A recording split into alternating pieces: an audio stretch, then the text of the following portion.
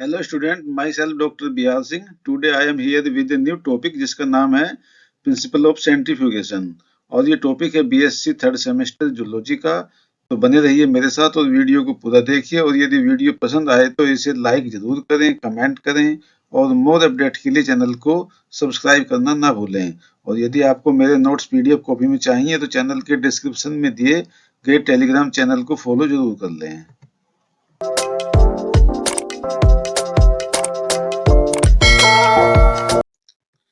Question number 1. Centrifugation is an example of which type of separation technique?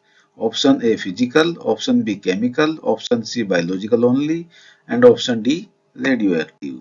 तो यहाँ पर explain करना चाहूंगा कि सेंट्रीफ्यूगेशन सेडिमेंटेशन का एक उदाहरण है जो एक फिजिकल सेपरेशन टेक्निक है जिसमें मिक्सचर के कंपोनेंट को उनकी डेंसिटी के आधार पर अलग करने के लिए सेंट्रीफ्यूगल फोर्स का उपयोग किया जाता है। So here correct option will be option A. Question number 2. Which of the following is not a type of centrifuge? Option A microcentrifuge, option B refrigerated centrifuge, option C vacuum centrifuge and option D autoclave centrifuge। तो यहाँ पर correct answer होगा option D, क्योंकि micro centrifuge, refrigerated centrifuge and vacuum centrifuge ये तीनों type के centrifuge तो होते हैं, लेकिन ऑटोक्लेव सेंट्रीफ्यूज नाम से कोई भी सेंट्रीफ्यूज नहीं होता। So option D is the correct answer. Question number 3. The centrifugal force acts in which direction? Option A downward, option B upward, option C radially outward and option D radially inward।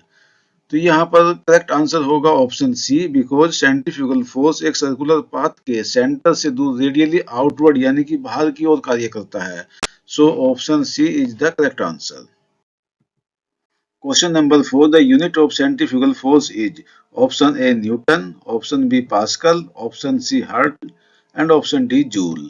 तो यहाँ पर explain करना चाहूंगा कि centrifugal force यानी कि अपकेंद्रीय बल की यूनिट हमेशा न्यूटन में एक्सप्रेस की जाती है, जो कि सभी फोर्सेस के लिए प्रयोग की जाने वाली ऐसा यूनिट है जिसमें सेंट्रीपिटल फोर्स यानी कि अभिकेंद्रीय बल सहित अन्य बल भी शामिल हैं।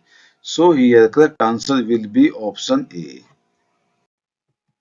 Question number 5. The speed of centrifuge is usually measured in option A gravity, option B RPM, option C metre per second and option D hertz. तो यहाँ पर बताना है कि सेंट्रीफ्यूज स्पीड आरपीएम में मेजर की जाती है और आरपीएम और रेडियस से एक्चुअल फोर्स यानी कि आरसीएफ को कैलकुलेट किया जाता है।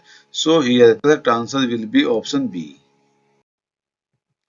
Question number 6. Relative centrifugal force means RCF is expressed in terms of option A gravity, option B joule, option C Newton and option D Hertz। यहाँ पर हमें RCF से पता चलता है कि सेंट्रीफ्यूगल फोर्स ग्रेविटी से कितने गुना अधिक शक्तिशाली है और इसको ग्रेविटी में एक्सप्रेस किया जाता है। So here correct answer will be option A. Question number 7. Ultra centrifuge can achieve speed up to option A 5000 rpm, option B 20,000 rpm, option C 80,000 rpm or more and option D 500 rpm। यहाँ पर correct answer होगा option C, because ultra centrifuge extremely fast चलते हैं और ribosome, virus और DNA आदि को separate करने के काम में आते हैं। अल्ट्रा सेंट्रीफ्यूज का आरपीएम नॉर्मल सेंट्रीफ्यूज से काफी अधिक होता है। अल्ट्रा सेंट्रीफ्यूज के कुछ modern model approximately 1.5 lakh RPM तक जा सकते हैं। So option C is the correct option. Question number 8. Which of these is true about operating a centrifuge? Option A centrifuge can be run with one tube, option B centrifuge can be opened while it is running, option C A centrifuge must be run with balance tube and option D all are false. तो यहाँ पर बताना चाहूंगा कि centrifuge को balance tube के साथ संचालित किया जाना चाहिए। अनबैलेंस्ड सेंट्रीफ्यूज खतरनाक कंपन, असामान्य शोर और यहाँ तक कि रोटर या इंजन को फेलियर होने का कारण भी बन सकता है। So here correct answer is option C.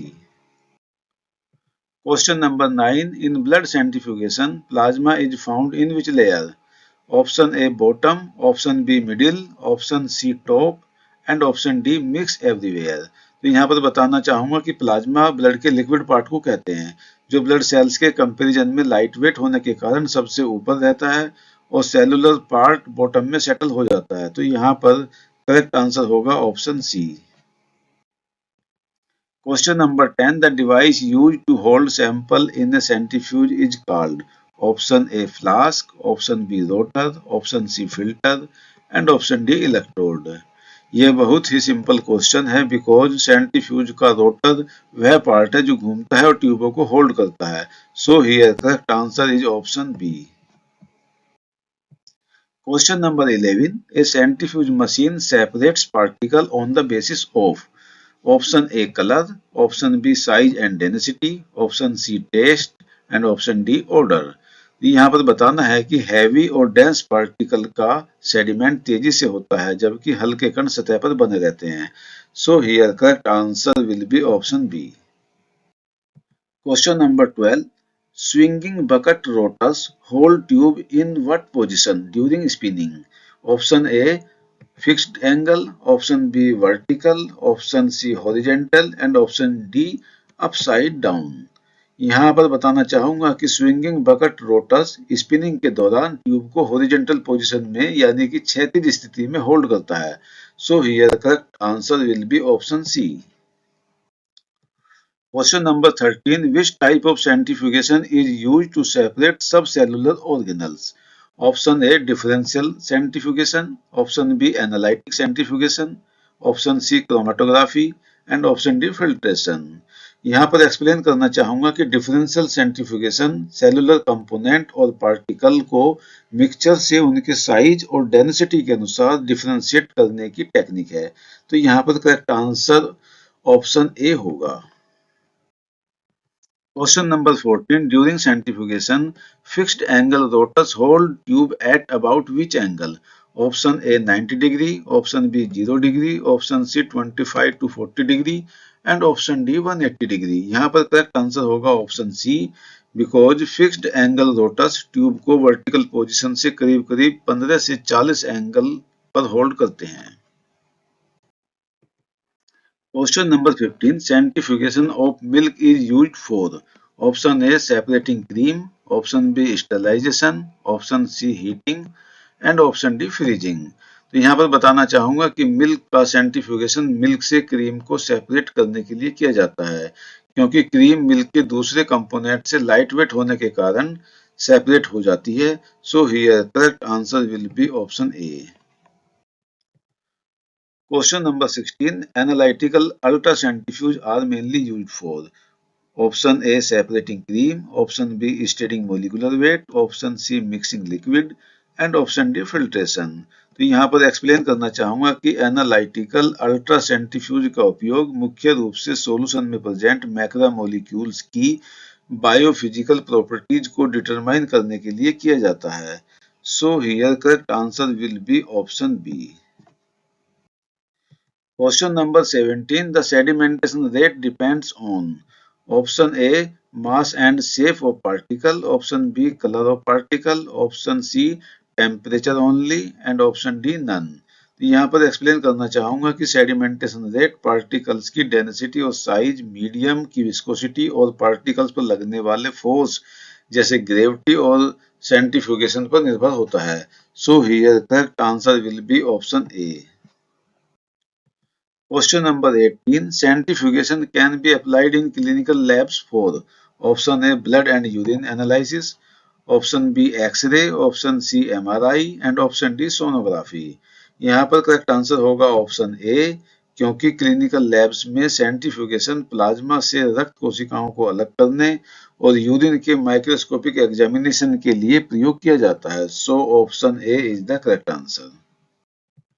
Question number 19. Refrigerated centrifuge are used because option A to make machine attractive, option B to prevent heating of samples, option C to increase RPM and option D to add pressure। यहाँ पर बताना चाहूंगा कि refrigerated centrifuge का उपयोग temperature sensitive sample को high speed centrifugation के दौरान डिग्रेडेशन से बचाने के लिए किया जाता है। कूलिंग सिस्टम एंजाइमों पर और कोशिकाओं पर सैंपल की बायोकेमिकल एक्टिविटी को बनाए रखता है। So here correct answer will be option B.